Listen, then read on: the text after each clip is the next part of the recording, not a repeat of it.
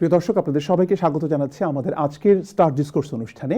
আজকের এই অনুষ্ঠানে আমরা লন্ডন থেকে দুজন অতিথিকে যুক্ত করেছি। বাংলাদেশ থেকে তারা যুক্ত হচ্ছেন এবং যে বিষয়টি নিয়ে আমরা কথা বলবো সেটি হচ্ছে বিদেশি বিনিয়োগ আকর্ষণে কোথায় দাঁড়িয়ে বাংলাদেশ। এই বিষয় নিয়ে কথা বলবার জন্য আমরা আমন্ত্রণ জানিয়েছি সেন্টার ফর পলিসি ডায়ালগের ডিস্টিংগুইশড ফেলো অধ্যাপক ডক্টর মোস্তাফিজুর রহমান এবং বিডা এবং বেজার নির্বাহী চেয়ারম্যান আশিক চৌধুরীকে। আজকের এই অনুষ্ঠানটি আমরা শুরু করছি আশিক চৌধুরীকে দিয়ে। আমরা লক্ষ্য করলাম যে চট্টগ্রাম বন্দরের যে নিউ মেরিন কন্টেইনার টার্মিনাল, সেটি পরিচালনায় বিদেশি কোম্পানি অর্থাৎ ডিপি ওয়ার্ল্ডের সঙ্গে বন্দর কর্তৃপক্ষের চুক্তি সম্পর্কিত যে চলমান প্রক্রিয়া, সেটি রিট খারিজ করে দিয়েছে হাইকোর্ট।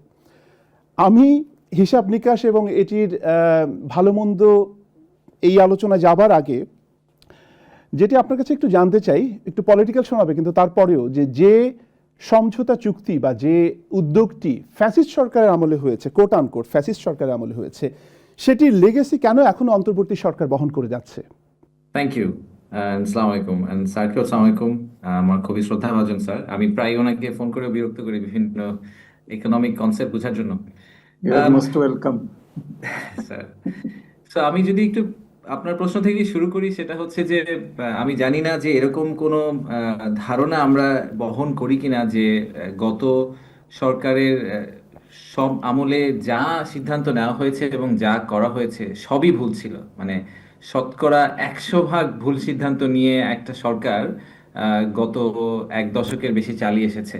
এরকম পারসেপশন নিয়ে যদি কি অপারেট করতে পারেন, আমি পার্সোনালি এরকম কিছু মনে করি না। সরকারের অনেক সিদ্ধান্তে ভুল ছিল। ফিসকাল পলিসি, মনিটারি পলিসি, অনেক ক্ষেত্রে ওনারা অনেক কিছু করেছেন যেটাকে আমরা সাপোর্ট করি না। একই সাথে আমরা দুর্নীতির কথা বলি, অনেক কিছুর কথা বলি যেখানে আমাদের একটা ক্লিয়ার ভিউ আছে। আর একই সাথে আমি বলবো যে ওই সরকারের আমলেও যে একেবারেই সব ভুল সিদ্ধান্ত ছিল এটা বলা উচিত হবে না। যেসব সিদ্ধান্ত ঠিক ছিল সেই সিদ্ধান্তগুলো আমাদের ক্যারি ফরওয়ার্ড করাটাই উচিত বলে আমি মনে করি। আমাদেরকে সহসাই মানে বিদেশিরা বলেন যে আমরা আসলে বিদেশি ইনভেস্টররা স্পেশালি এবং আমাদের যারা বায়োল্যাটারাল ডিপ্লোম্যাটিক রিলেশনশিপে যাদের সাথে আমরা কাজ করি, তারা সবসময় বলেন যে আমাদের একটা পলিসি কন্টিনিউটির একটা অভাব আছে।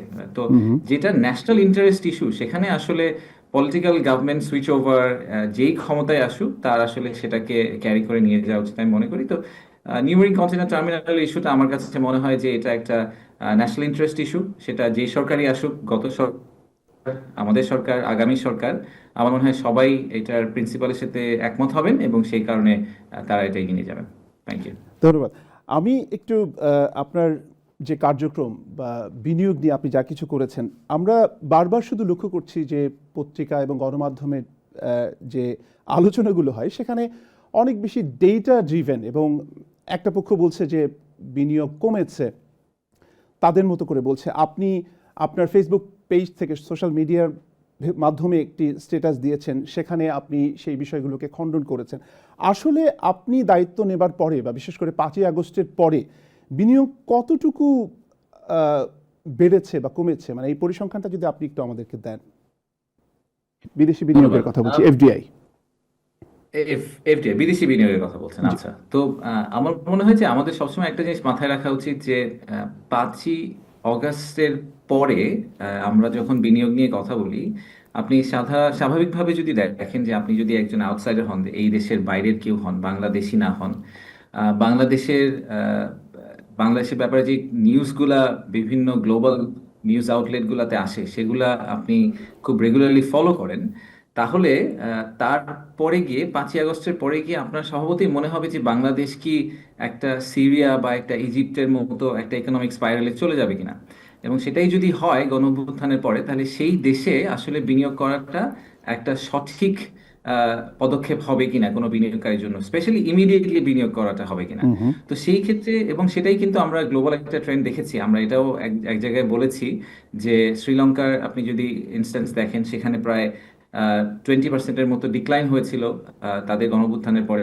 ইজিপ্ট, সিরিয়ার ক্ষেত্রে, ইন্দোনেশিয়ার ক্ষেত্রে 100%-এর বেশি, সো নেগেটিভ এফডিআই হয়ে গেছে। এরকম খুব ভয়ঙ্কর সিচুয়েশন তৈরি হয়েছিল। সেই তুলনায় বাংলাদেশের অবস্থা আমি বলবো যে অনেক ভালো। আমাদের যে লেটেস্ট যে স্ট্যাটিস্টিক্স আমাদের কাছে আছে সেটা অনুযায়ী যে 2025 সালের প্রথম 9 মাসে, জানুয়ারি টু সেপ্টেম্বর, প্রথম 9 মাসে বিদেশি বিনিয়োগ শতকরা আগের বছরের তুলনায় 80% বেড়েছে। এখন 80 ভাগ আসলে একটা শুনতে খুব বড় শোনায়, কিন্তু প্র্যাকটিক্যালি নাম্বারটা খুব একটা বড় না, কারণ আমাদের বেস লাইনটা এত ছোট যে এটাকে নিয়ে খুব গর্বিত হওয়ার কিছু নাই। যেটা যে ছোট্ট জিনিসটা আমরা গর্বিত হতে পারি যে নাম্বারটা জিরো হয়ে যায় নাই, কারণ হুম হুম। গণঅভ্যুত্থানের পরের বছরে শূন্য বিনিয়োগ আসলে আমি একদম অবাক হতাম না, কারণ একটা বিদেশি ইনভেস্টরের জন্য আসলে দেশটা কোন দিকে যাবে এটার ব্যাপারে একটা খুব ক্লিয়ার প্রেডিকশন দাঁড় করানো এত বড় একটা ঘটনার পরে ওভারনাইট ইটস ভেরি ডিফিকাল্ট। তো সেই পয়েন্ট অফ ভিউ থেকে আমি মনে করি যে এখন পর্যন্ত ডিরেকশন অফ ট্রাভেলটা একটা পজিটিভ দিকে আছে, বাট সেইটার কৃতিত্বটা আসলে একেবারেই আমি মনে করি না যে বিডার বা সরকারের শুধুমাত্র। আমার মনে হয় এটা আমাদের জাতিগতভাবে সামগ্রিক একটা কৃতিত্ব আছে। অনেক ফ্যাক্টর কাজ করে ইনভেস্টমেন্ট ডিসিশনের, সেটা নিশ্চয়ই। Macro economic, global, local, but আমি এটা ডিটেলে গেলাম না। হুম বাট আমার হুম। কাছে মনে হয় যে ওভারঅল আমার কাছে মনে হয় যে এটা ডিরেকশন অফ ট্রাভেলটা পজিটিভ। শিওর। জনাব চৌধুরী, আসবো আপনার কাছে। আমি অধ্যাপক মোস্তাফিজুর রহমান আপনার কাছে আসতে চাই। এই যে চট্টগ্রাম বন্দর বিদেশিদের কাছে পরিচালনার দায়িত্বটি, মানে ম্যানেজমেন্টের ব্যবস্থাপনার দায়িত্বটি দিয়ে দেওয়া নিয়ে আমরা অনেক ধরনের বিতর্ক শুনেছি। আপনি একজন অর্থনীতিবিদ হিসাবে এবং যেহেতু একটি থিঙ্ক ট্যাঙ্কের সঙ্গে আপনি রয়েছেন, আপনাদের অবস্থানটা কি? আপনি কি মনে করেন যে এখানে দেশের স্বার্থ বিঘ্নিত হবার কোনো সম্ভাবনা রয়েছে? ধন্যবাদ। আমার মনে হয় যে আমাদের যদি বর্তমান বিশ্বে প্রতিযোগিতা সক্ষমতা বজায় রাখতে হয়, হুম হুম। তো তাহলে আমাদেরকে বিভিন্ন জায়গায় আমার পারফরমেন্স ইন্ডিকেটর যেগুলো আছে সেগুলোর উৎকর্ষতা আমাকে বাড়াতে হবে। সেদিক থেকে আমার কস্ট অফ ডুইং বিজনেস কমানো, আমার লিড টাইম কমানো, আমার রপ্তানি সক্ষমতার সাথে ওতপ্রোতভাবে জড়িত। সেদিক থেকে আমার মনে হয় যে আমাদের পোর্টে হুম হুম। যদি আমরা আধুনিকায়ন করতে পারি, ম্যানেজমেন্ট যদি আমরা আরো ভালো করতে পারি, সেটাতে আপত্তি থাকার কথা না। এবং যেটা নাকি আশিক বললেন যে এটা প্রক্রিয়া শুরু হয়েছিল আগের সরকারের, এবং সেখানে আগের সরকার শুরু করলেই যে সেটা বাদ দিতে হবে সেরকম কোনো কথা নাই। এটা যেটা তিনি বললেন আমি এটার সাথে একমত। আমার যেটা আহ, আসলে প্রশ্ন সেটা হলো যে এই যে এইটা নিয়ে যে এখন একটা বড় ধরনের একটা দুশ্চিন্তা, অনেকে এটার পক্ষে অনেকে এটার বিপক্ষে, হুম হুম। এই বিষয়টাকে আরেকটু জনগ্রাহ্যভাবে করা যেত কিনা। আহ, যে চুক্তিগুলি হয় আমাদের দেশে, এটা কেবলমাত্র এই চুক্তি না, এটা আপনি যদি আদানির সাথে চুক্তির কথা বলেন আর অন্যান্য বিভিন্ন চুক্তির কথা বলেন, আমাদের দেশে এগুলো যখন নাকি একটু গোপনীয়তা রেখে করা হয় তখন মানুষের মধ্যে নানান ধরনের সন্দেহ থাকে। আর যদি সেটাকে পাবলিক করা হয় তাহলে কিন্তু যেই ইস্যুগুলো নিয়ে মানুষের কনসার্ন থাকে সেগুলো নীতি নির্ধারকরাও জানতে পারেন।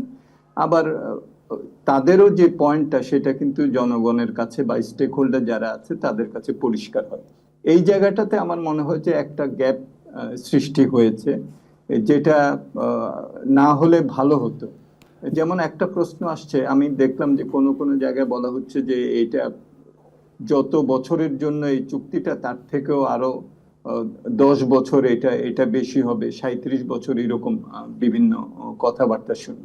তো যদি স্পষ্টতা থাকে তাহলে কিন্তু এগুলার আহ, অনেক ক্ষেত্রেই এই ভুল বোঝাবুঝিগুলো আমরা নিরসন করতে পারি।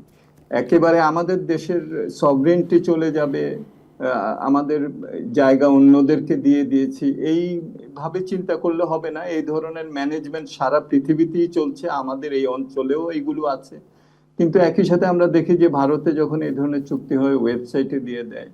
কিছুটা গোপনীয়তা হয়তো থাকতে পারে যেগুলো হয়তো ব্যবসায়িক স্বার্থের সাথে জড়িত, কিন্তু আমার মনে হয় যে আরেকটু স্পষ্টতার সাথে করলে, এখন যেরকম ভাবে আমরা দেখছি যে একটা দুই দুই দিকের খুব এটা একটা এজিটেশন হচ্ছে, সেই বিষয়টা হয়তো বা পরিহার করা যেতে পারত। এখন প্রফেসর রহমান, এই যে ক্লিয়ারলি বিডার কার্যক্রম শুধু নয়, মানে এই সরকার, অন্তর্বর্তী সরকার বিনিয়োগ প্রশ্নে বা এই ধরনের সিদ্ধান্ত গ্রহণের ক্ষেত্রে যা কিছুই করতে যাচ্ছে সেখানেই বিদেশিদের স্বার্থ রক্ষার একটা অভিযোগ আসছে। তো এই যে চট্টগ্রাম বন্দর প্রশ্নে, এটিকে কি আপনার রাজনৈতিক প্রোপাগান্ডা মনে হয়, বা যেটি আশিক চৌধুরী বারবার বলার চেষ্টা করেছেন যে ওখানে অনেকের স্বার্থ যুক্ত রয়েছে, সেখানকার বিভিন্ন ধরনের সিন্ডিকেশনের কথাও তিনি বলেছেন, ইঙ্গিত করেছেন, এই বিষয়টি নিয়ে আপনার পর্যবেক্ষণটা একটু জানতে চাই জনাব রহমান। না, এটা তো আমরা জানি যে আমাদের পোর্টগুলো বলি বা অন্যান্য যেসব আমাদের এই ধরনের ব্যবস্থাপনা আছে, সেগুলোর কার্যক্রমে তো নানান ধরনের আমরা দেখেছি যে কিভাবে চাপ সৃষ্টি করা হয় এবং সেগুলোর যে কার্যক্রম সেখানে বাধার সৃষ্টি করা হয়, সিন্ডিকেশন থাকে, সেখানে বিভিন্নভাবে সমস্যার সৃষ্টি করে এক ধরনের কোটারি এরা এগুলোকে কবজা করে এবং এটার ফলে আমাদের যারা ব্যবসা করেন, যারা উদ্যোক্তা, যারা রপ্তানি করেন, যারা আমদানি করেন, তাদের কার্যক্রমে বিভিন্নভাবে এগুলো তাদের কার্যক্রমকে বাধাগ্রস্ত করে। তো সেক্ষেত্রে তো এগুলোকে তো আমাদেরকে দূর করতে হবে।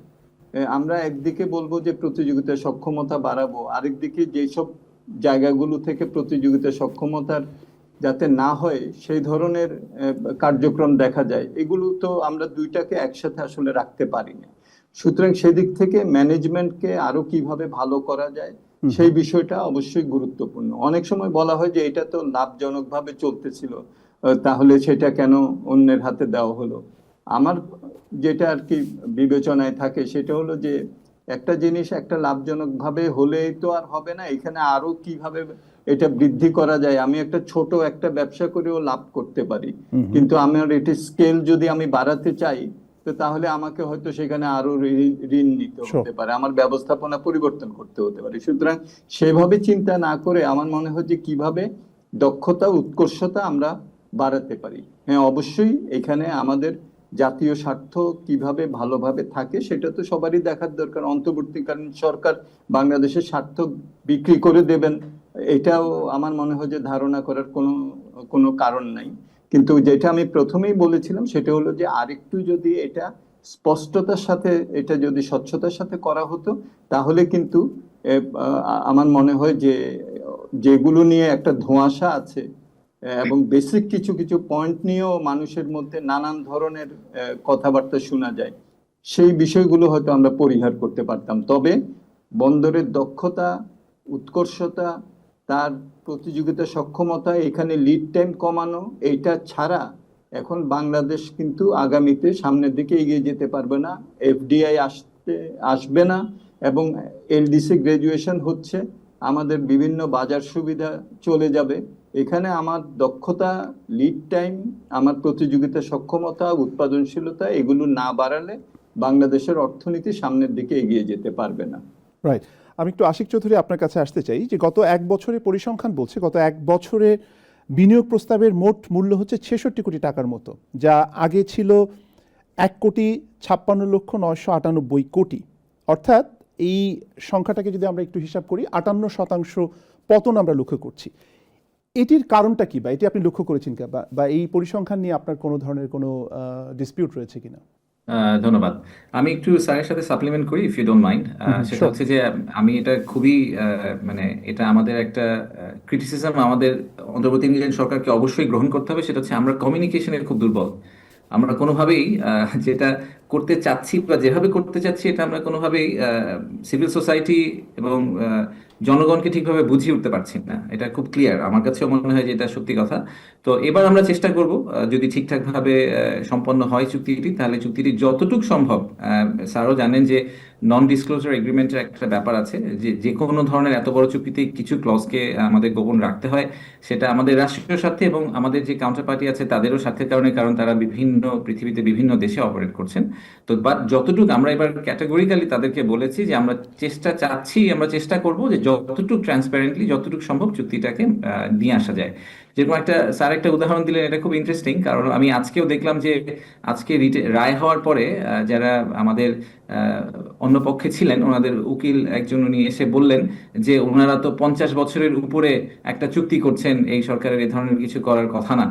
তো আমি জাস্ট এতটুকু আপনাদেরকে আমি এই ফোরামে বলতে পারি, সেটা হচ্ছে যে পতেঙ্গা কন্টেইনার টার্মিনাল যেটা রেড সি গেটওয়েকে দেওয়া হয়েছিল সেটা একটা 22 বছরের চুক্তি ছিল, এবং সেটার চেয়ে এই চুক্তিটা ছোট হবে এটা আমি পাবলিকলি গ্যারান্টি দিতে পারি, যে এটা 22 বছরের চুক্তিও হবে না। কারণ আমাদের একটা ভিউ আছে যে যেহেতু এটা একটা রানিং পোর্টের চুক্তি আসলে গ্রিনফিল্ড পোর্টের চেয়ে কম বয়সের হওয়া উচিত। সো আমরা আসলে we are looking at less than 20 years. We are not looking at 30 or 50 years of contract. So just an example যে আমরা আসলে কতভাবে Sure. ব্যর্থ হয়েছি জনগণকে বোঝাতে। তো আমি এবার আপনার প্রশ্নটা যদি ফেরত যাই, জি। সেটা হচ্ছে যে প্রস্তাবিত বিনিয়োগের ব্যাপারটা খুব ইন্টারেস্টিং, কারণ আমি বিডাতে যখন আমি প্রথম দিন জয়েন করলাম তখন আমাকে স্ট্যাটিস্টিক্সটা দেখানো হয়েছিল যে গত 10 বছরে কিভাবে প্রস্তাবিত বিনিয়োগ আমাদের খুব বেড়ে গেছে বাংলাদেশে, কিন্তু অ্যাকচুয়াল বিনিয়োগটা আবার ফ্ল্যাট। তো তো আমি জিজ্ঞেস করলাম যে প্রস্তাবিত বিনিয়োগের হিসাবটা আসলে কিভাবে হয়। তো আপনি যদি একটু ডিটেলে যান তখন দেখবেন যে প্রস্তাবিত বিনিয়োগের ব্যাপারটা হচ্ছে খুবই আমি আমাকে যদি 2 ঘন্টা সময় দেন, আমি চ্যাট জিপিটি ইউজ করে একটা বিনিয়োগের প্রস্তাবনা নিয়ে রেডি করতে পারি 3,000 কোটি টাকা, এবং কালকে এটা বিডায় জমা দিলে ওটা প্রস্তাবিত বিনিয়োগের লিস্টে চলে যাবে। তো এই প্রস্তাবিত বিনিয়োগের যে লিস্ট, সেই লিস্টের কনভার্জন রেট ইজ ইনক্রেডিবলি লো, এবং সেই কারণেই আমরা আসলে দেখি যে প্রস্তাবিত বিনিয়োগের বড় বড় সংখ্যা প্রতি বছর বাড়ছে, কিন্তু আমাদের আসল বিনিয়োগ বাড়ছে না। সেটা কি তো সেটা আমরা কি গত আপনি দায়িত্ব নেওয়ার পরেও এটি আপনি ফেস করেছেন? যেমন আপনারা যে বিনিয়োগ সম্মেলনটি করলেন, যেটি নিয়ে অনেক আলোচনা হয়েছে, আপনি একটি চমৎকার প্রেজেন্টেশন দিয়েছেন, সেটি নিয়ে আমরা অনেক কথা শুনেছি। তো সেই যে সম্মেলনে যে ধরনের আশ্বাস পেয়েছিলেন বা যে ধরনের প্রস্তাব পেয়েছিলেন, তার পরপরই সেটি থেকে কতটা পেয়েছেন, মানে বাস্তবে কতটুকু পাওয়া গেছে বলে যদি আমাদেরকে একটু জানান। জি, না, সো যে কোনো বিনিয়োগের লাইফ সাইকেল, মানে একজন ইনভেস্টর ইনভেস্ট করার কথা চিন্তা করেছেন, সেখান থেকে উনি আসলে ইনভেস্ট করবেন, এটার সময়সীমা আমার হিসাবে মিনিমাম 1 বছর, নর্মালি 2 থেকে 3 বছর সময় লাগার কথা। তার তার একটা ডিউ ডিলিজেন্স করতে হবে, মার্কেট সম্বন্ধে জানতে হবে। তো যে এপ্রিল মাসে, এই গত বছরের এপ্রিল মাসে প্রথম বাংলাদেশে এসেছেন, উনি জুন মাসে একটা চেক লিখে দিবেন বাংলাদেশে $200 মিলিয়ন, এটা এক্সপেক্ট করার কোনো কারণ নেই। তো আমাদের বিনিয়োগ সম্মেলনটা আসলে ক্যাটাগরিক্যালি মানে টার্গেট ছিল যে বাংলাদেশ নিয়ে, গণঅভ্যুত্থান পরবর্তী বাংলাদেশ নিয়ে লোকের মনে অনেক ধরনের মিথ্যা চিন্তা ভাবনা ছিল যে দেশ ধ্বংস হয়ে যাচ্ছে, আমাদের বাইরে থেকে অনেক প্রপাগান্ডা রান করা হচ্ছে, সেটাকে ভেঙে দেওয়া যে বাংলাদেশ আসলে আগের জায়গায় আছে, ইনফ্যাক্ট সম্ভাবনার জায়গাটা চলে যায়নি। আর আমরাও আসলে গত 1 বছর বিদ্যাতে যেটা করার চেষ্টা করছি সেটা হচ্ছে যে কোনো প্রপোজাল আসলে ওটা আমরা একসেপ্ট করছি না। আমরাও একটু যাচাই বাছাই করার চেষ্টা করছি যে আপনি একটা প্রপোজাল নিয়ে আসলে এটাকে আমি প্রস্তাবিত বিনিয়োগ হিসেবে ধরবো না। তো এটা আমাদের একটা অলমোস্ট অর্গানিক্যালি আমরা আসলে নাম্বারটাকে কমিয়ে নিয়ে আসার চেষ্টা করছি। সেই কারণে আপনারা প্রায় 54% একটা ড্রপ দেখেছেন প্রস্তাবিত বিনিয়োগে, কিন্তু অ্যাকচুয়াল বিনিয়োগে আপনারা 80% রাইজ দেখছেন। So I think people should start looking at the actual number. জনাব চৌধুরী, বিডার তথ্য অনুযায়ী গত 9 মাসে 739টি প্রকল্প নিবন্ধিত হয়েছে। এর কতগুলো আসলে প্রকৃত বিনিয়োগে রূপান্তরিত করা গেছে? যতগুলো যেগুলো নিবন্ধিত এখন হয়েছে, অ্যাজ আই সেড, সেগুলো আসলে প্রকল্পগুলা থেকে সত্যিকারের বিনিয়োগ, যে বিনিয়োগের যে অ্যামাউন্টটা, যেটাকে আমরা ইনভেস্টমেন্ট বলি, সেটা হতে বছর 2-1 সময় লাগবে। তারা বিভিন্ন ধরনের পারমিশন নেবেন, লাইসেন্স নেবেন। সো এটা একটা চ্যালেঞ্জ আমাদের বুঝানো, সেটা হচ্ছে যে গত 9 মাসের বিনিয়োগের যে সংখ্যাটা, এফডিআই যে নাম্বারটা বাংলাদেশ ব্যাংক থেকে আসে, আর নতুন নিবন্ধন যেটা হচ্ছে, এই দুটা কিন্তু আনরিলেটেড। নতুন নিবন্ধনগুলো হয়তো 2027-এ গিয়ে ম্যাটেরিয়ালাইজ করবে, আর এখন আমরা যে নাম্বারগুলো দেখছি সেগুলো লাস্ট 12, 18, 24 মাসের কোনো এক সময় নিবন্ধিত একটা ব্যবসা। তো এই দুটাকে ডাইরেক্ট লিঙ্ক করলে আসলে হয়তো আনসারটা পাওয়া যাবে না। সম্প্রতি বাংলাদেশ চীন মৈত্রী সম্মেলন কেন্দ্রের একটি অনুষ্ঠানে প্রধান উপদেষ্টা অন্তর্বর্তী সরকারের, তিনি একটি মন্তব্য করেছেন, অন্য প্রসঙ্গে যদিও, কিন্তু তারপরে তিনি বলেছেন যে জালিয়াতিতে বাংলাদেশ বিশ্ব চ্যাম্পিয়ন। এটা কি একটা মানে বিচ্ছিন্ন মন্তব্য হিসেবে দেখবেন, নাকি বিডার চেয়ারম্যান হিসেবে আপনার কাছে মনে হয় যে দেশের প্রধান ব্যক্তি প্রশাসনিকভাবে তিনি যখন এই কথাটা বলেন, সেটা বিদেশিদের কাছে বা বিনিয়োগ যারা করবেন সম্ভাব্য, তাদের কাছে এক ধরনের আস্থার সংকট তৈরি করে?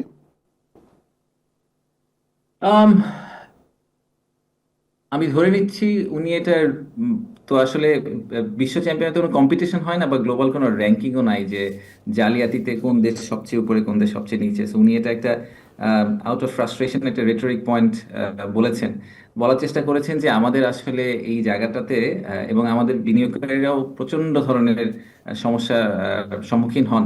বিনিয়োগকারীরা বাংলাদেশে আসেন, তাদের সাথে বাংলাদেশের একটা লোকাল পার্টনারের সাথে জয়েন্ট ভেঞ্চার হন, ওরা ইনভেস্ট করেন, তারপর দেখেন এই পার্টনার এক্সিস্টই করে না। এরকম অনেক ক্ষেত্রে হয়েছে। তো প্রথম একটা, আমার কাছে মনে হয় যে সমস্যা সমাধানের প্রথম ধাপ হচ্ছে সমস্যাকে অ্যাকনলেজ করা, যে আমাদের এই সমস্যাটা আছে এবং আমাদের এটাকে আসলে একসেপ্ট করে নিয়ে এগোতে হবে। তো আমাদের অ্যাকনলেজমেন্টের পয়েন্ট অফ ভিউ থেকে আমি এটাকে খুব একটা সমস্যা মনে করি না যে উনি একটা স্টেটমেন্ট বলেছেন বলেই আবারও বিনিয়োগ হঠাৎ করে 20% কমে যাবে। আমার মনে হয় বিনিয়োগকারীরা অনেক ডিউ ডিলিজেন্স করে অনেক কিছু দেখেই ফাইনালি বিনিয়োগটা করেন, এবং ওনারা আসলে মার্কেটের রিয়েলিটিটাও জানেন। আমাদের রিয়েলিটি লুকিয়ে রাখারও কিছু নাই। আমরা যদি বলি যে আমাদের এনার্জিতে নিয়ে মানে জ্বালানি নিয়ে কোনো সমস্যা নাই, সেটা দ্বিতীয় দিনই ওনারা বুঝে যাবেন যে এই কথাটা আসলে সত্যি না। না, তো কিন্তু আমাদেরকে জনাব চৌধুরী, আপনি নিজেও আপনার বিভিন্ন সাক্ষাৎকারে আপনি বলেছেন এবং যথার্থই বলেছেন যে একজন বিনিয়োগকারী যখন বিনিয়োগ করতে আসবেন বাংলাদেশে, তাকে অনেক ধরনের ঘূর্ণির মধ্যে, আমলাতান্ত্রিক জটিলতার মধ্যে পড়তে হয়।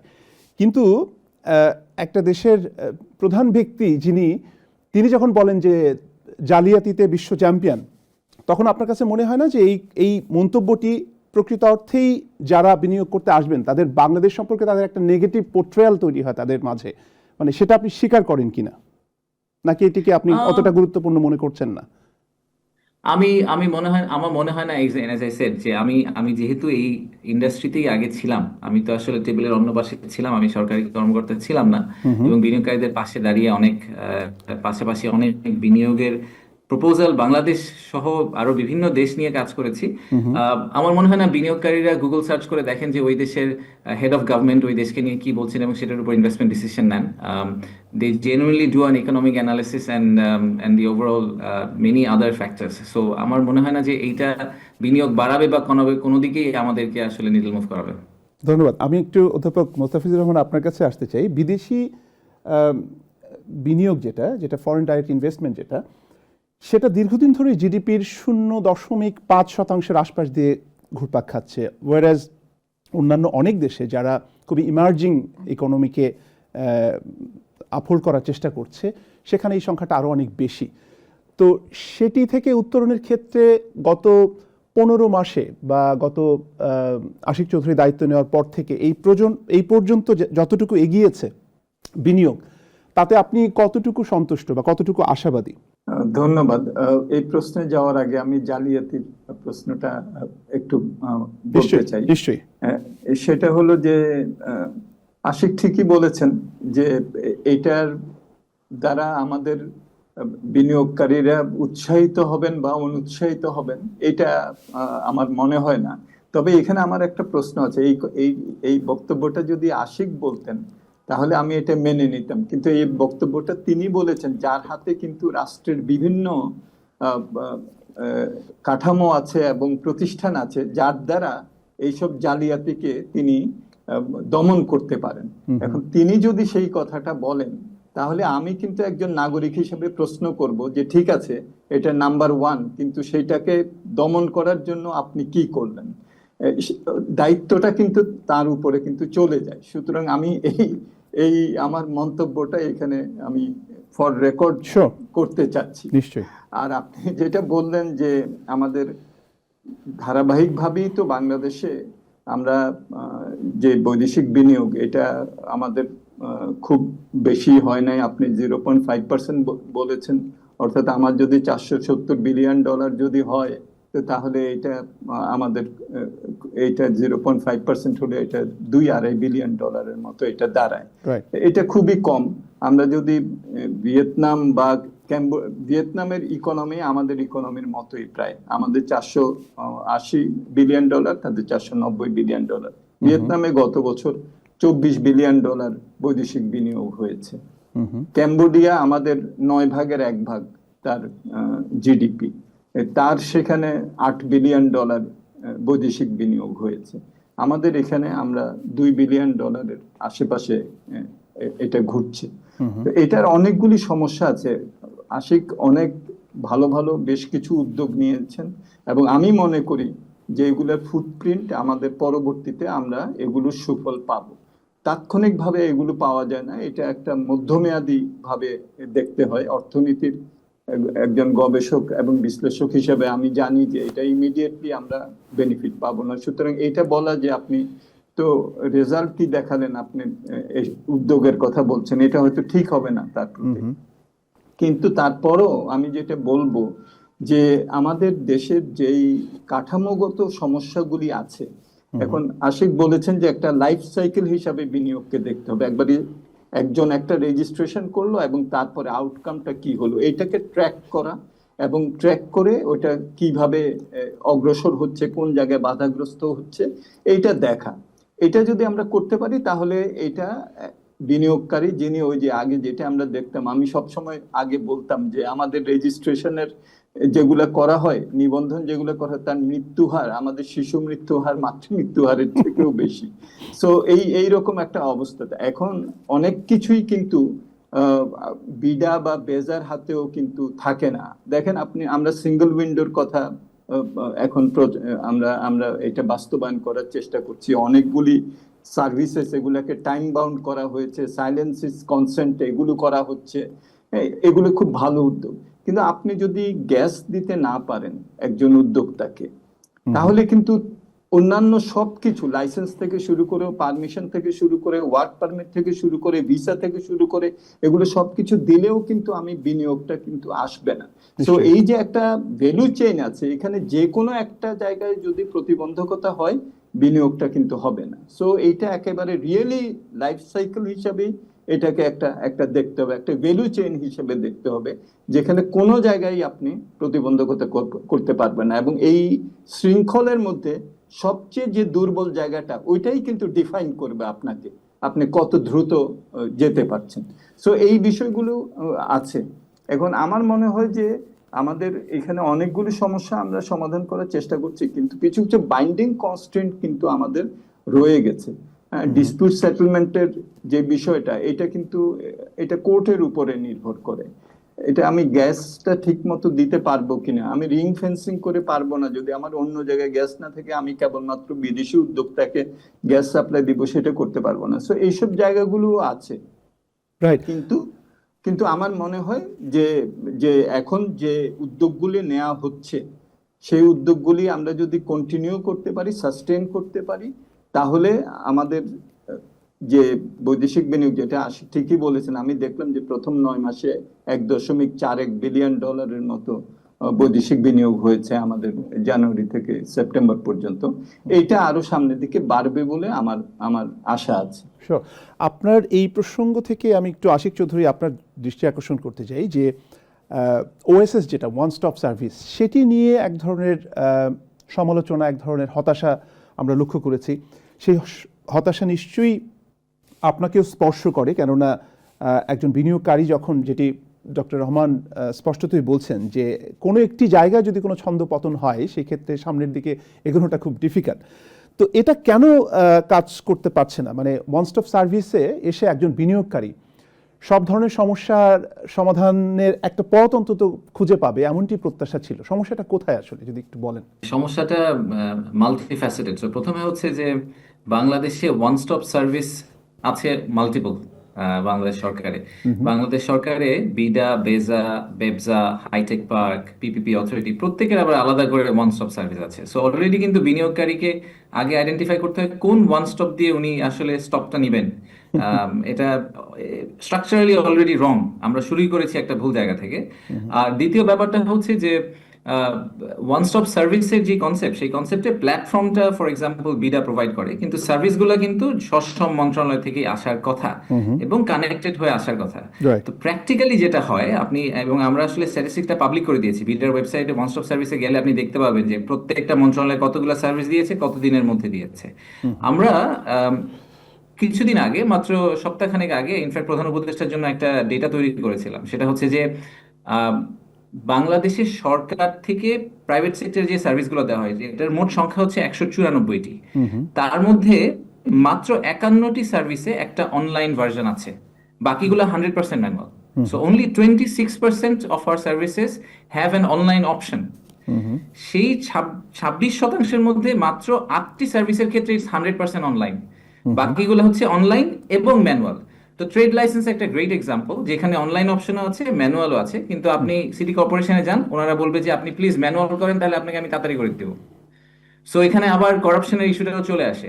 তো যতদিন পর্যন্ত আপনি একটা ডিজিটাল এবং একটা ম্যানুয়াল অপশন রাখবেন আর মেজরিটি সার্ভিস কমপ্লিটলি ম্যানুয়াল করে রাখবেন, এই ওয়ান স্টপ সার্ভিসের কনসেপ্ট আসলে কাজ করবে না। রাইট। আরেকটি বিষয়, সেটি আপনি হয়তো লক্ষ্য করেছেন যে আমি সেই প্রসঙ্গে মানে যে প্রশ্নটি করতে চাচ্ছিলাম তার আগে আমার মনে হয় যে এই প্রশ্নটি জরুরি, খুবই ফ্রি এন্ডেড একটা কোশ্চেন, যে এই মুহূর্তে বিনিয়োগের ক্ষেত্রে সবচেয়ে বড় বাধা কোনটা আপনি মনে করেন? আমার মতে স্যার অলরেডি একটা বলেছেন, সেটা হচ্ছে আমাদের জুডিশিয়ারি সিস্টেম খুবই ওপেক। আমি যদি এটাকে আমি কমপ্লিটলি এগ্রি করি স্যারের সাথে। এটার পাশে রেখে যদি আমি আরো দুটো জিনিস বলি আমার হিসাবে, প্রথমটা হচ্ছে যে আমার সবচেয়ে বড় সিলিং ফর ইকোনমিক গ্রোথ এবং investment growth is energy crisis. আমি যদি এনার্জি অ্যাভেলেবিলিটি এনশিওর করতে না পারি, আমি আর বাকি যা কিছু করি, আমার যেহেতু ম্যানুফ্যাকচারিং বেসড একটা প্রপোজিশন আমার দেশের, আমি তো সার্ভিস বেসড ইন্ডাস্ট্রি না। তা আমি যদি ফ্যাক্টর অফ প্রোডাকশনের সবচেয়ে বড় একটা ফ্যাক্টর যেটা হচ্ছে যে গ্যাস এবং ইলেকট্রিসিটি, এটা যদি আমি আসলে ইনভেস্টরকে গ্যারান্টি দিতে না পারি, তাহলে আমার দেশে ইনভেস্টমেন্ট হবে না। এটা হচ্ছে প্রথম ইস্যু। আর আমার মতে দ্বিতীয় আরেকটা ইকুয়ালি বড় ইস্যু হচ্ছে যে আমাদের আসলে ফ্রি ট্রেড এগ্রিমেন্টের অভাব। আপনি জানেন যে ভিয়েতনাম প্রায় 60টি দেশের সাথে 60 দেশের সাথে তাদের ফ্রি ট্রেড এগ্রিমেন্ট আছে। কম্বোডিয়ার আছে প্রায় 30+, ওয়ারাস বাংলাদেশের এখানে গোলের সংখ্যা হচ্ছে 0। তা আমরা একটা দেশের সাথে এখন এফটিএ করতে পারিনি। জাপানের সাথে হয়তো আগামী মাসে হয়তো আমাদের একটা ইপিএ সাইন হবে। তো এই ধরনের স্ট্রাকচারাল প্ল্যাটফর্ম না থাকলে বিনিয়োগকারীদের জন্য আসলে এই দেশে এসে ব্যবসা করা খুব কঠিন। তা আমার মনে হয় যে আমরা যদি এফটিএ গুলাকে এগিয়ে নিয়ে যেতে না পারি এবং এনার্জি ইস্যুটাকে রিজলভ করতে না পারি, আমি যতই ওয়ান স্টপ সার্ভিস করি, ইনভেস্টমেন্ট সামিট করি বা এই বিভিন্ন ধরনের রোড শো করি, কাজ হবে না। রাইট। আশিক, আমি প্রফেসর মোস্তাফিজুর রহমানের কাছে যাবার আগে ছোট্ট করে একটু আপনার কাছে জানতে চাই যে আজকের যে সময় বসে আমরা অনুষ্ঠান করছি, সেই সময়ের পরিসংখ্যান বলছে বা তথ্য বলছে যে গত 26 দিনে শুধুমাত্র চট্টগ্রামে 12টি খুন হয়েছে, প্রকাশ্যে পিটিয়ে, গুলি করে এবং কেটে লাশ 6 টুকরো করা হয়েছে, এরকম ঘটনা ঘটেছে। গত 5ই আগস্টের পর থেকে বিভিন্ন সময় আমরা দেখেছি যে মব ভায়োলেন্সের যে চিত্র পত্রপত্রিকা, গণমাধ্যম এবং সোশ্যাল মিডিয়াতে ভেসে উঠছে, এরকম একটি বাস্তবতায়, এরকম একটি রাজনৈতিক অস্থিতিশীল পরিবেশে আপনি অন্যান্য সবগুলো টিক বক্স যদি ফুলফিল করেন, তারপরেও কি বিনিয়োগ সম্ভব? Very good question. দেখেন, আমার কাছে মনে হয় যে বিনিয়োগকারীরা যখন একটা দেশে বিনিয়োগ করার কথা চিন্তা করেন, ওনারা আগামী 1 সপ্তাহে ওই দেশে কি হবে তার চেয়ে অনেক বেশি কনসার্ন হচ্ছে যে আগামী 5, 10, 15, 20 বছরে এই দেশ আসলে কোন দিকে যাচ্ছে। তো আমরা একটা সময় পার করেছি যেটা আসলে আনপ্রেসিডেন্টেড বাংলাদেশের হিস্ট্রিতে। যারা সরকারের ক্ষমতায় এসেছেন, যারা আইন শৃঙ্খলা পরিস্থিতিকে ঠিক করার চেষ্টা করেছেন, তারাও একটা খুবই অদ্ভুত সময়ের ভিতর দিয়ে গেছেন। এমন একটা সময়ের ভিতর দিয়ে গেছেন যখন আইন শৃঙ্খলা বাহিনীর প্রতি দেশের জনগণের আস্থার লেভেলটা শূন্যের কোঠায়। সেখান থেকে আমরা শুরু করেছি। তো আমার মনে হয় যে আইন শৃঙ্খলা পরিস্থিতি অবশ্যই একটা ডিটারমিনিং ফ্যাক্টর ইনভেস্টমেন্টের জন্য, এবং সেটার স্টেবিলিটি, সেটার কনফর্মিটি সবাই দেখতে চান। এবং আমার মনে হয় যে হয়তো আমি খুবই আশাবাদী যে আমাদের একটা খুবই সুষ্ঠু নির্বাচন হবে আগামী কিছুদিনের মধ্যে, এবং সেই সুষ্ঠু নির্বাচনের পরে যখন একটি পলিটিক্যাল গভর্নমেন্ট, রাজনৈতিক সরকার ক্ষমতায় আসবে, তখন আইন শৃঙ্খলা পরিস্থিতি সিগনিফিকেন্ট ইমপ্রুভমেন্ট হবে, এবং সেটা আমাদের বিনিয়োগকারীদেরকে অবশ্যই একটা আস্থা বাড়ানোর বড় একটা উপাত্ত হিসেবে কাজ করবে। ধন্যবাদ। আমি অধ্যাপক মোস্তাফিজুর রহমান আপনার কাছে আসতে চাই। যে প্রসঙ্গে কথা বলছিলাম, আমরা ভিয়েতনাম, ইন্দোনেশিয়া এই দেশগুলোর উদাহরণ টানি প্রায়শই, এবং তারা বিনিয়োগের প্রশ্নে অনেকটাই এগিয়ে গেছে, এই উদাহরণও দেই। কিন্তু প্রশ্ন হচ্ছে যে তারা কি এমন করছে যেটা আমরা করতে পারছি না? মানে এটা কি নীতিতে সমস্যা, মানে পলিসিতে সমস্যা, নাকি এটি বাস্তব প্রয়োগের ক্ষেত্রে সমস্যা? সমস্যাটা আসলে কোথায়? আমার মনে হয় যে নীতির কথা যদি আমরা ধরি, তাহলে আমাদের দেশের নীতিমালায় আমি বড় ধরনের কোনো সমস্যা দেখি না। এগুলো আমাদের কম্পারেটর কান্ট্রি যেগুলো আছে সেগুলোর সাথে আমার মনে হয় যে সমপর্যায়ী আছে। হয়তোবা আমাদের বিভিন্ন কর্পোরেট ট্যাক্স ইত্যাদি হয়তো আরো কিছু রেশনালাইজ করা, যৌক্তিকরণ করা সম্ভব, কিন্তু আমার মনে হয় যে নীতিমালা এবং এখনো যেসব পদক্ষেপ গ্রহণ করা হচ্ছে ভালো ভালো পদক্ষেপ, কিন্তু বাস্তবায়ন করতে যে আমাদের দেশে বিভিন্ন ধরনের সমস্যার সম্মুখীন হয়। আমাদের প্রতিষ্ঠানগুলো আমাদের নীতিমালার সাথে আমার মনে হয় যে এখনো সামঞ্জস্য পূর্ণভাবে অগ্রসর হতে পারছে না। আমাদের যে ধরনের মন মানসিকতা, দক্ষতা, প্রাতিষ্ঠানিক জবাবদিহিতা, স্পষ্টতা, এগুলো যখন না থাকে তখন কিন্তু নীতিমালা বাস্তবায়নের ক্ষেত্রে নানান ধরনের সমস্যা হয়। আমি ভিয়েতনামের কথা যদি আপনি বলেন, সেখানে যদি একটা নীতিমালা যদি গ্রহণ করা হয়, কোনো একটা রেগুলেশন যদি হয়, তাহলে কিন্তু সেটা কার্যকর হবে, এটাই মানুষ ধরে নেয়। আমাদের দেশে কিন্তু উল্টো। সো এই জায়গাগুলোতে আমার মনে হয় যে অনেক কিছু করার আছে। আরেকটা ইস্যু আমি এর সাথে বলবো, সেটা হলো যে যেটা আশিক ঠিকই বলেছেন, যে এখন আমাদের অভ্যন্তরীণ বিভিন্ন যেসব আমাদের প্রয়োজনীয় অনুঘটক আছে, সেগুলোকে যদি আমরা অ্যাড্রেসও করি, বৈশ্বিক যে পরিবেশ ওগুলোকে যদি অনুকূল আমি না করতে পারি, তাহলে কিন্তু আমার এখানে বিনিয়োগ আসবে না। দেখেন এখন ট্রাম্প একটা 20%-এর একটা আমাদের উপরে অতিরিক্ত শুল্ক, হ্যাঁ, যেটা রেসিপ্রোকাল ট্যারিফ বলা হচ্ছে, সেটা চাপিয়েছে। ভারত ইউরোপিয়ান ইউনিয়নের সাথে একটা এফটিএ করেছে, শূন্য শুল্কে সেখানে যাবে। আমি এখন শূন্য শুল্ক পাচ্ছি, পরবর্তীতে আমাকে শুল্ক দিয়ে ঢুকতে হবে। চিন্তা করেন, রেডিমেড গার্মেন্টস এর উপর একটা 12% শুল্ক আছে ইউরোপিয়ান ইউনিয়নে, তো এটা তো 24%-এর পার্থক্য হয়ে যাবে, তাই না? তারপরে ভারত আবার তুলা উৎপাদন করে। তো এখানে তাহলে আমি যে অ্যাপারেলসে, যেমন আশিক আমার থেকে ভালো জানবেন যে তারা কয়েকটা সেক্টরকে অগ্রাধিকার দিয়েছেন, তার মধ্যে হাই এন্ড অ্যাপারেলসও আছে। এখন একজন বৈদেশিক বিনিয়োগকারী যখন নাকি এই হাই এন্ড অ্যাপারেলসে আসতে চাইবেন, তিনি তো বৈশ্বিক বাজারটাকে লক্ষ্য করবেন, যে সেখানে তিনি প্রতিযোগিতা সক্ষম ভাবে যেতে পারবেন কিনা, তাই না? তো সেখানে তিনি যেতে পারবেন না যদি economic partnership agreement, comprehensive economic partnership agreement আমি যদি না করতে পারি, তাই না? তো তাহলে এই বিষয়গুলো কিন্তু এখানে চলে আসে। ওই যে বললাম না, যে একটা ভ্যালু চেইনের মতো, এটা সবগুলো জায়গা আমি যদি অ্যাড্রেস করতে না পারি, তাহলে কিন্তু বিনিয়োগ আসবে না। এটা একটা বড়, আমার মনে হয় যে আমাদের বিবেচ্য হওয়া উচিত, যে আমাদেরকে এখন খুবই অ্যাগ্রেসিভলি বিভিন্ন এগুলোতে, যে ভিয়েতনাম ইউরোপিয়ান ইউনিয়নের সাথে দেখেন এফটিএ করেছে, সেটা করতে গেলে কত ধরনের কমপ্লায়েন্স তাকে, তার মান্যতা তাকে নিশ্চিত করতে হবে, লেবার স্ট্যান্ডার্ড থেকে শুরু করে সবকিছু, এনভায়রনমেন্টাল স্ট্যান্ডার্ড। তো এগুলোতে তো কিন্তু তারা যাচ্ছে। তো আমাদেরও এখন ভালো, যেটা আশিক বললেন, যে ঠিক আমরা আশা করছি 6ই ফেব্রুয়ারি এটা সাইন হওয়ার কথা জাপানের সাথে আমাদের যে ইকোনমিক পার্টনারশিপ এগ্রিমেন্ট, এটা একটা খুবই ভালো উদ্যোগ। আমরা একটা নেগোসিয়েশন পুলও করার একটা উদ্যোগ অন্তর্বর্তীকালীন সরকার নিয়েছেন, এটাও একটা ভালো উদ্যোগ। সো আমাদের এইসব জায়গাগুলোতেও আমাদের কিন্তু এখন হাত দিতে হবে। সো সবটা মিলে এখানে একটা কোঅর্ডিনেটেড অ্যাপ্রোচ আমাদেরকে নিতে হবে, যেখানে প্রাতিষ্ঠানিক সক্ষমতাও লাগবে এবং আমাদের বৈশ্বিক যে সম্পর্ক সেগুলোকেও অনুকূল করতে হবে। এটা নীতিমালার দিক থেকে আমি কিন্তু খুব বড় সমস্যা এখন দেখছি না। আমাদের নীতিমালা এগুলো যেভাবে যৌক্তিকরণ করা হচ্ছে, যেসব উদ্যোগ নেওয়া হচ্ছে, এটা ভালো, but these are necessary factors. Sufficient factor গুলোকেও আমার আনতে হবে, যেটার মধ্যে আছে হলো আমার প্রাতিষ্ঠানিক সক্ষমতা দিয়ে এইসব নীতিগুলোকে বাস্তবায়ন করা।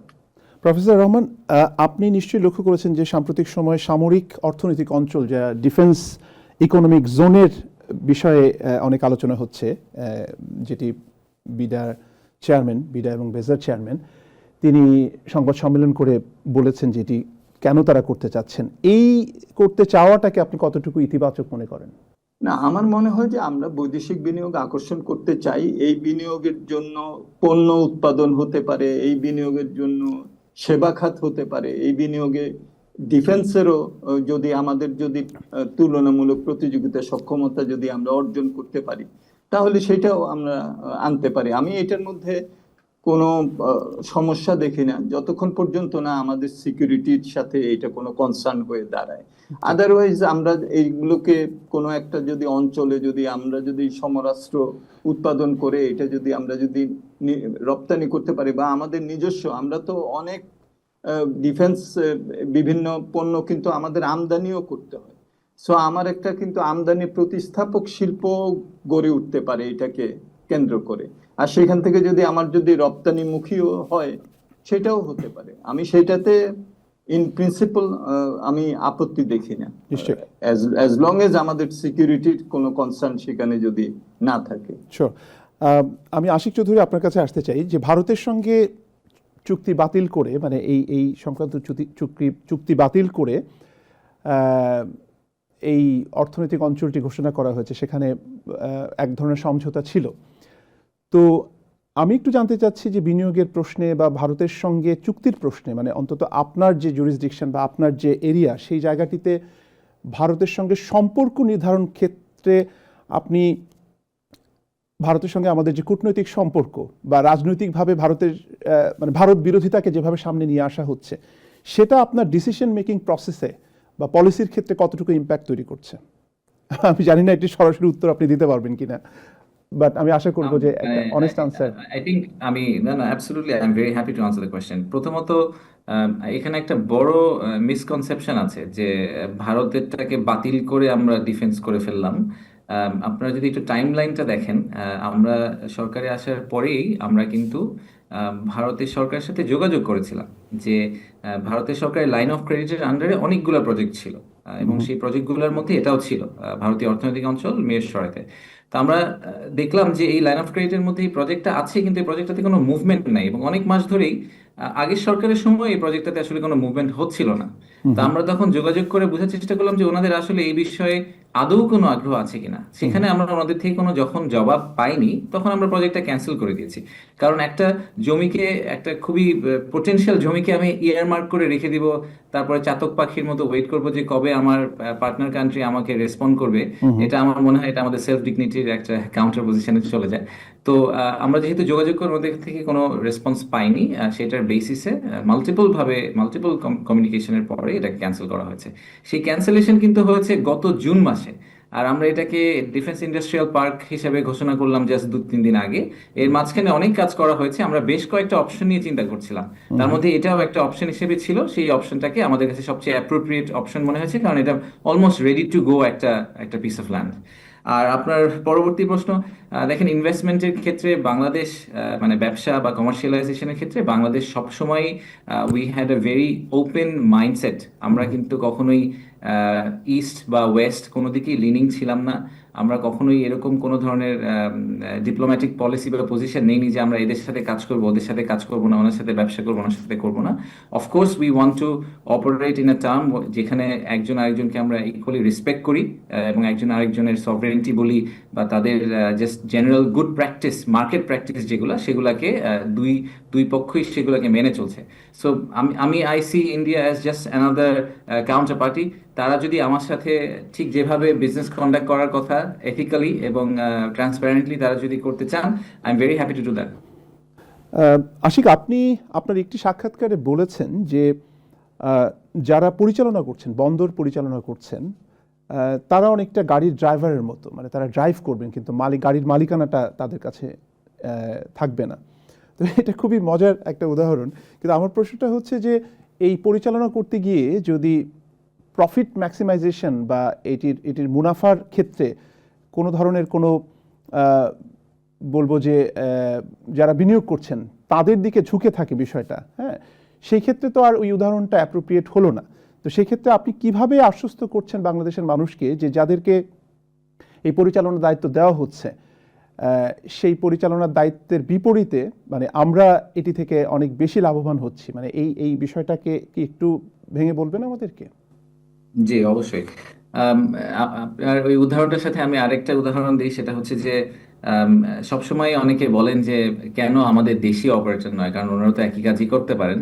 তো হামজা চৌধুরীর কথা আমরা সবসময় বলি যে প্রিমিয়ার লিগে খেলে আসা একটা প্লেয়ার যখন বাংলাদেশ দলে খেলে, তখন বাংলাদেশ দলের খেলা তো আসলে সিগনিফিকেন্টলি ইমপ্রুভ করে।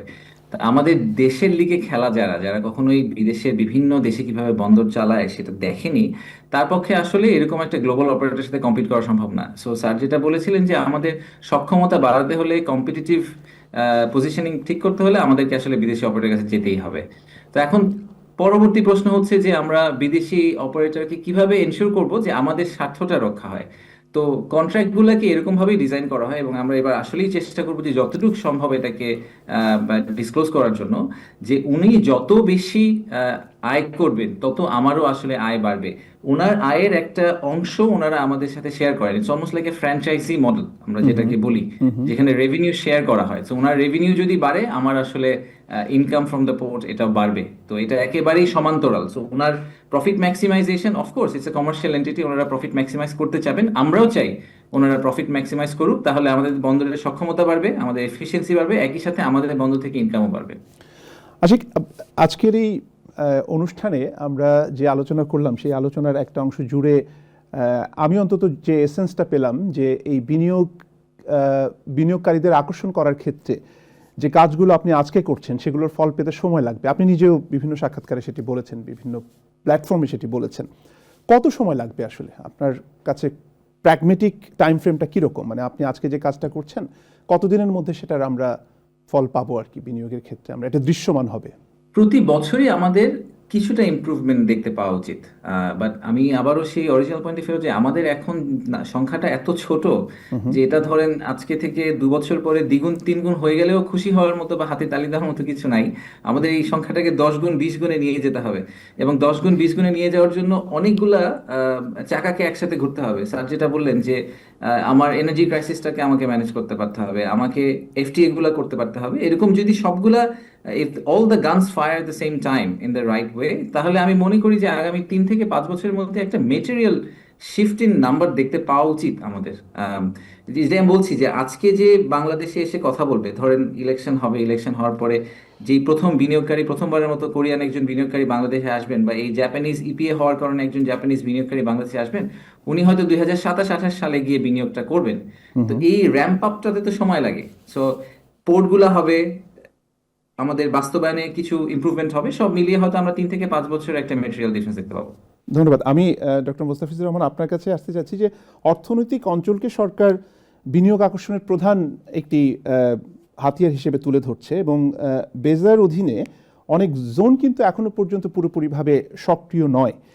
তো আমি আসলে আপনার কাছে যেটা জানতে চাই যে আপনার দৃষ্টিতে এই যে মডেলটি, এটা কি অতিরিক্ত উচ্চাকাঙ্ক্ষী, নাকি আপনার কাছে মনে হচ্ছে যে এটা এটা ঠিকই আছে, মানে এই কোঅর্ডিনেশনেই সামনের দিকে এগোলে হয়তো একদিন না একদিন ফল পাওয়া যাবে? হ্যাঁ, দেখুন, এটা তো অবশ্যই যে আমাদের কিছু কিছু বিশেষ অঞ্চল আমরা করেছি যেগুলোতে আমরা হয়তো কনসেন্ট্রেট করলে বেটার রেজাল্ট পাবো। তবে একই সাথে আমি এটাও মনে করি যে আমাদের সামগ্রিকভাবে আমাদের দেশে আমাদের তো দেশীয় বিনিয়োগও বাড়াতে হবে, তাই না? একটা কথা কিন্তু প্রচলিত আছে যে দেশীয় বিনিয়োগকারীরা যদি উৎসাহী না হন, বৈদেশিক বিনিয়োগকারীদেরকে উৎসাহিত করাটা অনেক সময় মুশকিল হয়। সো আমাদের কোনো জায়গাকে আমি রিং ফেন্সিং করে তাকে বিশেষ হয়তো সুবিধা দিতে পারি, কিন্তু সামগ্রিকভাবে আমাদের প্রতিষ্ঠান, আমাদের দেশের যে স্থানীয় যে বিনিয়োগকারী, তারাও যাতে ভালোভাবে বিনিয়োগ করতে পারে সেটা দেখতে হবে। আমার খেয়াল আছে আজকে থেকে 30 বছর আগে আমি একজন আমেরিকান প্রফেসরের সাথে আলাপ করছিলাম, বলছিলাম যে আমাদের এখানে চিটাগাং ইপিজেড, ঢাকা ইপিজেড, এগুলোর কথা বলছিলাম যে এখানে আমরা বিনিয়োগ আকর্ষণ করার চেষ্টা করছি। তো সে হেসে বললো যে তোমার দেশের আমি সাইজ দেখেছি, তোমরা যদি ভালো অবকাঠামো করতে পারো তোমার সারা দেশই একটা ইপিজেড হওয়ার কথা, তোমরা এরকম অনক্লেভ করে করে কেন চিন্তা করছো? তো আমার কথাটা কিন্তু এখনো মনে আছে। সো অবভিয়াসলি আমাদের গত সরকার তো 100টার স্পেশাল ইকোনমিক জোনের কথা বলছিল, আমরা কিন্তু তখনই বলছিলাম যে আপনি 100টার মধ্যে দিয়ে আমাদের দেশে জমি কম, আমাদের ধানি জমি দিয়ে আমাদের এইসব স্পেশাল ইকোনমিক জোন করতে হয়, আপনি 10টা সিলেক্ট করেন, তারপরে এগুলোকে আপ এন্ড রানিং করেন, এবং তারপরে ওটার অভিজ্ঞতার ভিত্তিতে আস্তে আস্তে বাড়ান। 100টা একই সাথে এরকম আইডেন্টিফাই করে জমি দখল করে রাখা, এটা তো কোনো মানে হয় না।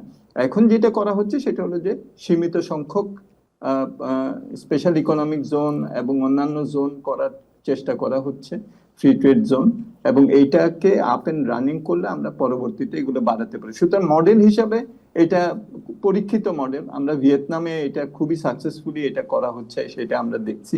সো এই জায়গাটা কিন্তু যেটা আমি আবারও রিপিট করবো, এবং আশিকও যেটা বললেন আর কি, সেটা হলো যে আমাদের মানে টাইমলাইন দেয়া খুবই মুশকিল। এই জন্য আমার যেটা ধারণা সেটা হলো যে পরবর্তী গভর্নমেন্ট এসে একটা যদি নবম পঞ্চবার্ষিকী পরিকল্পনা ভালো করতে পারেন, যেখানে নাকি এই যে এখন যেসব উদ্যম নেওয়া হচ্ছে এটার সাথে সামঞ্জস্যপূর্ণভাবে অন্যান্য BCDF এই উদ্যোগগুলি করা হবে, তাহলে কিন্তু আমরা ওই যে 3 থেকে 5 মিনিটের মধ্যে 3 থেকে 5 বছরের মধ্যে আমরা এটা কিন্তু একটা আমরা এটার ফল পাবো। খেয়াল করেন আরেকটা কথা আমি মনে করি যে সপ্তম পঞ্চবার্ষিকী পরিকল্পনা বাংলাদেশে 2015 থেকে 2020, আপনি পরিকল্পনাটা এখনো আছে, ওয়েবসাইটে দেখবেন। 5 বছরে $33 বিলিয়ন প্রাক্কলন করা হয়েছে এবং 2020 সালে $9 বিলিয়ন নেট এফডিআই বাংলাদেশে আসবে, এই প্রাক্কলন করা হয়েছিল ওই প্ল্যানে। তো ওই ধরনের প্ল্যান করে তো আসলে তো লাভ নাই, তাই না? ওই $33 বিলিয়ন 5 বছরে আসে না, অ্যাকচুয়ালি আসছে হলো $7 বিলিয়ন। সো আমাদেরকে পরিকল্পনা এমন ভাবে করতে হবে যাতে আমাদের ABCD যেগুলো আমরা উদ্যম নিচ্ছি এগুলোকে আমরা কানেক্ট করতে পারি এবং পুরো জিনিসটা আমাদেরকে একটা নেট রেজাল্টের দিকে নিয়ে যেতে পারে। এটা মধ্যমেয়াদী পরিকল্পনা এবং আমার মনে হয় যে নতুন সরকার এসে একটা ভালো নবম পঞ্চবার্ষিকী পরিকল্পনা যদি করতে পারেন তাহলে এখন যেগুলো আমরা এখন ভালো ভালো বেশ কিছু উদ্যোগ হচ্ছে, ওয়ান স্টপ সার্ভিস থেকে শুরু করে অন্যান্য বিডারও ডিজিটালাইজেশন করার চেষ্টা করা হচ্ছে, কিন্তু তারপরও অনেক ছোট ছোট জায়গায় কিন্তু ইরিটেন্ট রয়ে গেছে। আপনি খেয়াল করবেন এই যে নেটে আমি দেখলাম 24শে জানুয়ারি একজন চীনা উদ্যোক্তা তিনি একটা পোস্টিং দিয়েছেন, আশিক বোধহয় দেখেছেন। তিনি লিখেছেন যে গুয়াংজু থেকে ঢাকায় আসতে আমার 4 ঘন্টা বিমানে লাগে, আর আমার ঢাকা এয়ারপোর্টে আমার সেখানে ইমিগ্রেশনে আমার 2 ঘন্টার মতো সময় চলে যায়। সো এই বিষয়গুলোকে আমাদেরকে কিন্তু দেখতে হবে। নিশ্চয়ই। আমরা অনুষ্ঠান একেবারে শেষ পর্যায়ে আশিক চৌধুরী খুব ব্রিফলি দুটো প্রশ্ন আপনার কাছে করতে চাই। সেটা হচ্ছে যে বিডা এই মুহূর্তে বিনিয়োগকারীদেরকে কত দ্রুততম সময়ে অনুমোদন দিচ্ছে, মানে গত 12 মাসে অনুমোদনের সময় কি কমেছে? আমাদেরকে একটু বলবেন। গত 12 মাসে অনুমোদনের সময় মানে অনুমোদন কিন্তু শুধু বিডা দেয় না, জাস্ট ইউ নো, যেটা একটা বড় সমস্যা আমাদের সরকার খুব ফ্র্যাগমেন্টেড, 39টা মিনিস্ট্রি ডিভিশন যোগ করলে মোট 57টি ডিভিশন এবং মিনিস্ট্রি আছে। তো এক একটা ব্যবসায়ী সংস্থার আসলে 10 জায়গায় যেতে হয় ব্যবসা শুরু করার আগেই। তো বিডার সার্ভিসগুলো যদি বলেন, সেই সার্ভিসগুলো এজ আই সেড ওয়ান স্টপের ওয়েবসাইটে গেলে আপনারা পাবেন। আমরা পাবলিক করে দিয়েছি যে ঠিক অ্যাভারেজে আমাদের কতদিন সময় লাগছে এবং শতকরা কত ভাগের ক্ষেত্রে আমরা যে SLA এগ্রি করেছিলাম টার্ন অ্যারাউন্ড টাইম 3 দিন 7 দিন যেটাই বলা থাকে সেটার মধ্যে আমরা করতে পারছি। নাম্বারটা 90%-এর উপরে আছে। 90%-এর বেশি ক্ষেত্রে আমরা 3 বা 7 দিনের মধ্যে, যেটা স্টিপুলেটেড টাইম, তার মধ্যে সার্ভিসটা দিতে পারছি। সেটা বিডার ক্ষেত্রে প্রযোজ্য। বাট অ্যাজ আই সেড, বিডার বাইরে সার্ভিস সংখ্যা কিন্তু ইকুয়ালি হাই এবং সেখানে হয়তো ওটা ওই যে ম্যানুয়াল ট্র্যাকে চলে যাচ্ছে আর কাজ হচ্ছে না। আন্তর্জাতিক যে মানদণ্ড, সেই মানদণ্ড অনুযায়ী বিনিয়োগ আনতে এক ধরনের র্যাঙ্কিং এর কথা আমরা শুনেছি। সেই র্যাঙ্কিং এ বাংলাদেশের অবস্থানটা কোথায় এখন? বিনিয়োগ আনার র্যাঙ্কিং সবাই আমরা, এটা আমাদের একটা আনফরচুনেটলি একটা পার্মানেন্ট স্টেপল হয়ে গেছে। সেটা হচ্ছে is of doing business world ব্যাংকের একটা র্যাঙ্কিং ছিল, যে র্যাঙ্কিংটা ওরা নিজেরাই কিন্তু একসময় সানসেট করে দিয়েছে, কারণ তারা বুঝতে পেরেছে যে তাদের র্যাঙ্কিং ক্যালকুলেশন মেথোডোলজি বেশ কিছু সমস্যা আছে। তো ওটাতে আমাদের র্যাঙ্কিং 160-এর উপরে ছিল। তো র্যাঙ্কিংটা পার্মানেন্ট হয়ে গেছে, যেহেতু এই র্যাঙ্কিং আর এখন হচ্ছে না। এই মুহূর্তে বাংলাদেশ আসলে গ্লোবালি ওরকম একেবারে অল অ্যাক্রস দ্য গ্লোব কোনো র্যাঙ্কিং সিস্টেম নাই। ওয়ার্ল্ড ব্যাংকের একটা র্যাঙ্কিং আছে, বি রেডি ইন্ডেক্স বলে ওনারা, এটা আমরা ট্র্যাক করতে পারি। বাট বি রেডি ইন্ডেক্সে আসলে 100-র চেয়ে কম দেশ এই মুহূর্তে রেজিস্টার্ড। সো এটাও আসলে is not a very clear determinant of আমরা র্যাঙ্কে কোথায় আছি। আমার মনে হয় আমাদের নিজেদেরই বোঝা উচিত যে আমরা এখনো ঠিক জায়গায় পৌঁছাতে পারিনি এবং এখনো দিল্লি বহুদূর। সো আমার মনে হয় যে আমাদের চেষ্টা করে যেতে হবে। আশিক, আপনার কাছে শেষ প্রশ্ন। স্কাই ডাইভিং, যদিও এটা বিনিয়োগ সংক্রান্ত না, কিন্তু এই প্রশ্নটি আমাকে করতে হচ্ছে এই কারণে যে আপনার যারা সমালোচক তারা আপনার কাজের নৈর্ব্যক্তিক সমালোচনা না করে কখনো কখনো আপনি আকাশ থেকে লাভ দেন, আপনি কোনো কাজ করছেন না, আপনার সময় কোনো বিনিয়োগ আসেনি, ইত্যাদি ইত্যাদি বিষয়গুলো ঘুরে ফিরে সোশ্যাল মিডিয়াতে এবং বিভিন্ন প্ল্যাটফর্মে আসে। আপনি যখন এই বিষয়টার মুখোমুখি হন বা আপনার কাছে যখন পৌঁছয়, এটা নিশ্চয়ই কোনো সুখানুভূতি নয়, কিন্তু আপনার কাছে কি মনে হয় যে এই দায়িত্বে না আসলে হয়তো এরকম হতো না? এই দায়িত্বে না আসলে হয়তো এরকম হতো না, এটা হয়তো সত্যি। আবার এই দায়িত্বে না আসলে এটাও সত্যি যে আমরা 16 ডিসেম্বর যেটা করার চেষ্টা করছি সেটাও করতে পারতাম না, কারণ এটা সরকারের মধ্যে না থাকলে হয়তো এই ধরনের দেশের জন্য একটা রেকর্ড করা সম্ভব না। আমার এই সমালোচনায় কোনো আপত্তি নাই। আমি আমি আমি মনে করি যে প্রত্যেকটা মানুষেরই এরকম কিছু প্যাশনের জায়গা থাকতেই পারে এবং সেই জায়গাটা কমপ্লিটলি তার প্রফেশনের বাইরে। আমি সরকারি চাকরি করি আর প্রাইভেট চাকরি করি বা যেখানেই থাকি, আমি স্কাই ডাইভিং কন্টিনিউ করবো, সেটা ইচ্ছা আছে। So I don't mind that criticism. অনেক ধন্যবাদ আশিক চৌধুরী। ডক্টর মোস্তাফিজ, আপনার কাছে আমার শেষ প্রশ্ন। এই যে নানা ধরনের সমস্যা নিয়ে আমরা কথা বললাম বিনিয়োগের ক্ষেত্রে, আপনার কাছে কি মনে হয়েছে গত 1.5 বছরের কার্যক্রমে যে বিডা বা বেজা এই বিনিয়োগের যে প্রতিবন্ধকতা বা বাধাগুলো রয়েছে সেই বাধাগুলোকে সঠিকভাবে চিহ্নিত করতে সমর্থ হয়েছে? আমার এই কথা বলতেই হবে যে তারা বাধাগুলি সঠিকভাবে চিহ্নিত করেছেন এবং সেই চিহ্নিতকৃত বাধাগুলিকে দূর করার জন্য বেশ কিছু স্টেপও তারা নিয়েছেন। অনেক কিছু, যেটা আশিকও বললেন যে অনেক কিছুই তাদের হাতে থাকে না, এগুলো অন্যান্য বিভিন্ন ধরনের প্রতিষ্ঠানের উপরে নির্ভর করে। আমরা কিছুক্ষণ আগে আলাপ করলাম বাংলাদেশ বৈশ্বিক কি কি ধরনের চুক্তি করছে, তার উপরেও এগুলো অনেক সময় নির্ভর করে। আমাদের যে ব্রডার ম্যাক্রো ইকোনমিক পলিসি, সামষ্টিক অর্থনীতি, আমি এনার্জি সিকিউরিটি করতে পারছি কিনা সেটার উপরে নির্ভর করবে। যদি আমি এখানে একটা এফডিআই আসে, আমার একটা দক্ষ জনশক্তি লাগবে, আমার টেকনিক্যাল অ্যান্ড ভোকেশনাল এডুকেশন সিস্টেমটা সেভাবে প্রস্তুত করতে পারছি কিনা সেটার উপরে নির্ভর করে। এটা বিডা বেজার উপরে আসলে সেটা নির্ভরশীল না, কিন্তু তারা বেশ কিছু ভালো উদ্যোগ নিয়েছেন। আর শেষে আমি যেটা বলবো, আশিক যে বাংলাদেশের জন্য একটা ভালো মানে কাজ করেছেন যে তিনি 16ই ডিসেম্বরে এরকম একটা উদ্যোগ নিয়েছেন। আমার কাছে তো এটাকে আমি খুবই ইতিবাচক ভাবে দেখি, এবং ব্যক্তিগতভাবে যেহেতু আমি একজন অ্যানালিস্ট হিসেবে অবজার্ভ করি যে তারা কি করছেন, এবং মাঝে মাঝে আশিক আমার সাথেও পরামর্শ নিয়ে থাকেন, আমি দেখেছি যে তার একটা বাংলাদেশকে সামনের দিকে এগিয়ে নিয়ে যাওয়ার একটা একটা মানে অত্যন্ত একটা আগ্রহ আছে, আমি এটা লক্ষ্য করেছি। তো সুতরাং উনি ভালো কাজ যেটা করছেন সেটাকে আমাদেরকে অবশ্যই প্রশংসা করতে হবে। যে জায়গাগুলোতে সমস্যা আছে সেই জায়গাগুলোও আমরা তাকে বলবো, কিন্তু আমরা যাতে এই ধরনের যারা নাকি উদ্যম নিয়ে দেশের জন্য কাজ করছেন তাদেরকে যাতে আমরা অনুৎসাহিত না করি, তারা যাতে তাদের আগ্রহটা ধরে রাখতে পারেন, এটা কিন্তু আমার মনে হয় যে একটা গুরুত্বপূর্ণ বিষয়। অনেক ধন্যবাদ অধ্যাপক মোস্তাফিজুর রহমান এবং আশিক চৌধুরী। প্রিয় দর্শক, আমরা অনুষ্ঠানের একেবারে শেষ পর্যায়ে। আমরা বাংলাদেশের বিনিয়োগ সম্ভাবনা নিয়ে কথা বলছিলাম এবং বিনিয়োগ নিয়ে যে প্রতিবন্ধকতাগুলো রয়েছে, যে জটিলতাগুলো রয়েছে, সেগুলো অ্যাড্রেস করার ক্ষেত্রে বা সেগুলো অতিক্রম করার ক্ষেত্রে আরও কি করা যেতে পারে সেই বিষয়ে আমরা একটা গঠনমূলক আলোচনা করবার চেষ্টা করেছি। যে যেখানে আছেন ভালো থাকুন, সুস্থ থাকুন, স্টার ডিসকোর্সের সঙ্গেই থাকুন।